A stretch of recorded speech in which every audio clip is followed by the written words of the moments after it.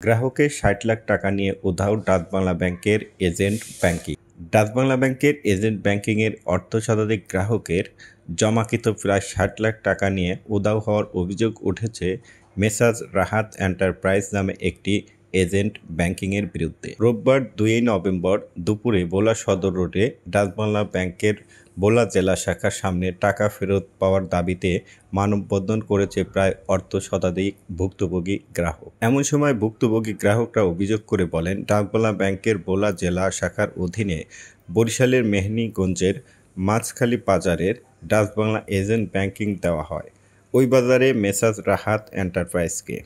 গ্রাহকরা সরল মনে বিশ্বাস করে ওই এজেন্ট ব্যাংকিংয়ে তাদের কষ্টের টাকা জমা রাখেন। কিন্তু গত ৮ জুলাই প্রায় ৬০ লাখ টাকা নিয়ে উধাও হয়ে যায় Messrs Rahat enterprise proprietor Mohammad Ibrahim Jabbar ও ম্যানেজার মোহাম্মদ ফাহাদ হোসেন মিন্টু।